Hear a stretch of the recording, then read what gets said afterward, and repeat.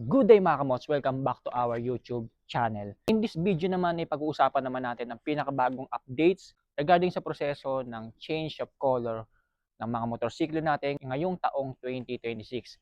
Kaya naman kung balak mo magpalit ng kulay ng motor mo, naku, panoorin mo ang video na ito dahil may mga bagong updates na inilabas si LTO regarding sa pagpapalit ng kulay ng mga motor natin. Kung ano ang tamang gawing proseso sa legal na pagpapalit ng kulay ng mga motor natin. Kaya naman wag na natin patagalin pa yan. Simulan na natin.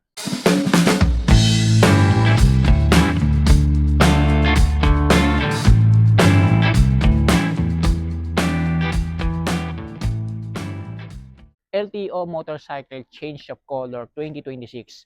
Ano-ano nga ba ang mga proseso regarding dito sa pagpapalit ng kulay ng mga motor natin?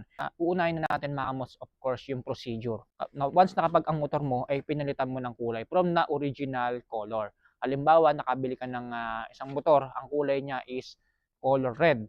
And then gusto mo siyang palitan ng color blue, color green, color black. Kailangan po natin asikasuhin yung change of color nito sa LTO. So paano nga ba mag-asikaso ng papeles regarding sa change of color ng mga motorsiklo natin ngayong 2026? So una mga kamots, syempre kukuha kayo ng affidavit of change of color sa mga notary public na malapit sa LTO. So sa madaling salita, pupunta kayo sa LTO para maghanap ng mga notary public doon na malapit, and then doon kayo magpapagawa ng affidavit of change of color. Isa yun sa mga requirements ni LTO. Pangalawa, dito sa change of color, kailangan din natin kumuha ng CTC or Certified True Copy ng Certificate of Registration natin sa Mother File Branch kung saan unang narehistro yung motor natin. So doon po tayo kukuha ng CTC. Doon lang po tayo kukuha ng CTC, hindi po pwede sa ibang branch. So doon lang po tayo kukuha ng CTC sa kung saan LTO branch unang narehistro yung motor natin. Take note lang na dito sa pagkuha ng CTC mga kamos, hindi po siya one-day processing. Sa pagre-release po ng CTC ay umaabot po up to 3 days mga kamos, no? So bago nyo makuha yung mismong CTC. So sa madaling salita, ang proseso po ng change of color ay hindi lang po one-day processing.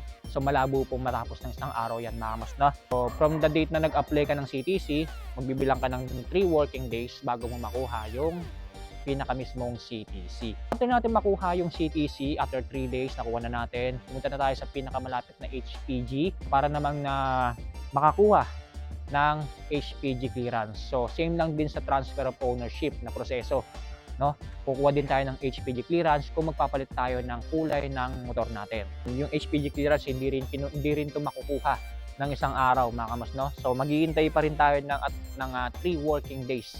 Kagaya sa CTC, sa HPG, maghihintay din tayo ng another 3 working days bago ma-release yung mismong HPG clearance certificate natin na naka-indicate doon na gagamitin natin for change of color ng mga motor natin. Meron tayong babayaran sa HPG, of course, yung HPG clearance na babayaran natin sa pinakamalapit na land bank na meron doon sa HPG na pinuntahan ninyo. So mamaya i-detail ko sa inyo kung magkano lahat-lahat na magagastos dito sa proseso ng change of color. After natin makapagbayad sa land bank, babalik tayo sa LTO, and then ibibigay natin sa HPG personnel yung resibo na nakapagbayad na tayo sa land bank. And then after that, maghihintay lang tayo tawagin yung pangalan natin para sa inspection ng motor natin na kukunin yung engine number at yung chassis number. Yan. So hintayin lang natin yon, and then after that, abisuhan tayo ng HPG personnel na bumalik after 3 working days nga bago natin makuha yung HPG clearance certificate na gagamitin natin para sa change of color ng mga motor natin. After natin makapag-gather ng mga requirements, una yung affidavit of change of color, CTC na galing sa Mother File Branch, and then yung HPG clearance. After mo nyo makuha lahat yun, pupunta na tayo sa pinakamalapit na LTO kung saan tayo mag-aasikaso ng change of color. Pagdating po dito sa mismong pagsasubmit ng mga requirements regarding sa change of color, pwede na po kahit sa ang LTO branch, hindi na kailangan sa mother file pa. So kung ano yung LTO branch na pinakamalapit sa'yo, so dun pwede mo ipasa yung mga requirements na nakuha mo to process the change of color ng yung motorsiklo. So ano-ano nga ba yung mga requirements na dapat yung ipasa sa LTO para sa change of color?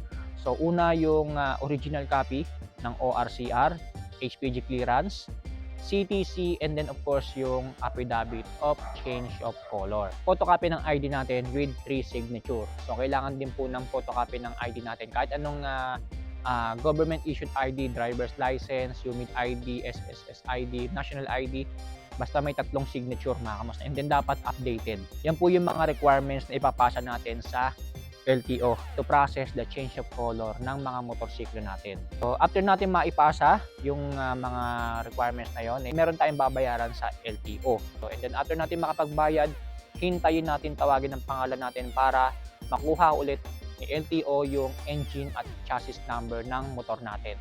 So bukod pa po yung ginawang inspection sa HPG, and then bukod pa po yung sa LTO. So, sa ilalim ulit sa inspection yung motor natin dun sa LTO para makuha yung engine at chassis number. Of course, hintayin natin na matawag ang pangalan natin para sa releasing ng bagong OR or official receipt na galing kay LTO na naka-indicate na yung bagong kulay ng motor natin. Magkano nga ba ang magagastos sa kabuuang proseso ng change of color ngayong 2026? So, unahin na natin yung affidavit of change of color. So, na makukuha sa mga notary public na malapit sa LTO. So, magkano nga ba ito? 300 pesos po ang ating babayaran diyan. And then, pagdating sa CTC, wala pong babayaran diyan. Libre po yan mga kamos, no? And then, HPG clearance, 650 pesos. Ito naman yung sinasabi kong dalawang babayaran natin sa LTO. Una, yung endorsement or insurance na tinatawag, 690 pesos. And then, yung lastly, yung processing fee para sa bagong OR na naka-indicate na yung bagong kulay ng motor natin, which is 209 pesos only. So matotal mga kamos, ang magagastos po natin sa kabuuang proseso ng change of color ng mga motor natin ngayong 2026 ay 1,849 pesos lamang po.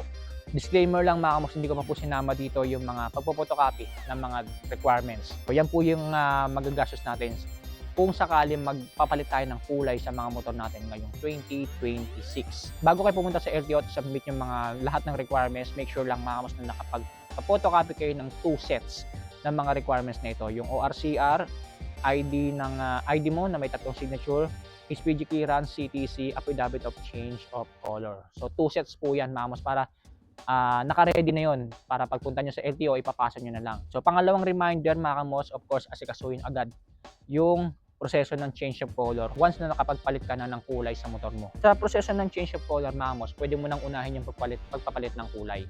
Ayan, para kapag kayo inspection na ni HPG at LTO, yung bagong kulay na ng motor mo yung makikita nila. So kailangan nating asikasuhin kaagad yung change of color after natin makapagpalit ng kulay ng motor natin, kasi once na mahuli tayo sa checkpoint at hindi pa natin inaasikaso yung proseso ng change of color ng mga motor natin, meron pong penalty yan mga kamos na. So malinaw na 5,000 pesos po ang penalty niyan. Depende yan sa pagkakahuli sa'yo. Kung pangalawang beses ka na nahuli, pataas ng pataas yun ng penalty nun. Kaya ay mas suggest mga kamos na kapag nakapagpalit na kayo ng kulay, kailangan decided na kayo at aasikasuhin nyo kaagad yung proseso ng change of color ng mga motor natin sa LTO. Pangatlo at last reminder regarding sa change of color ng mga motor natin, so maglaan tayo ng budget at panahon sa pag-aasikaso nito. So gaya nga na sinabi ko sa inyo mga kamos, hindi lang po ito one day processing lang. Ayan, pagdating sa budget, ayan, nag-discuss ko naman na sa inyo kung magkano yung magagastos. 1,849 pesos lang, hindi pa umabot ng 2,000. Ilaan na natin yan kung sakaling nagbabalak tayong mag-change of color ngayong taong 2026. So sana nabigyan ko kayo ng idea regarding sa proseso ng change of color ng mga motor natin ngayong taong 2026. Kaya naman kung nagbabalak ka magpalit ng kulay, sana natulungan kita sa video na ito.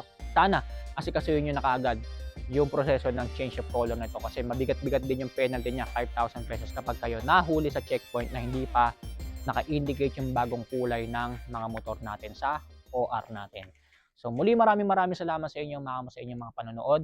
Abangan nyo pa yung mga ibang mga vlogs natin ngayong 2026. Marami pa tayong i-entry sa ating YouTube channel. Stay safe, ride safe always.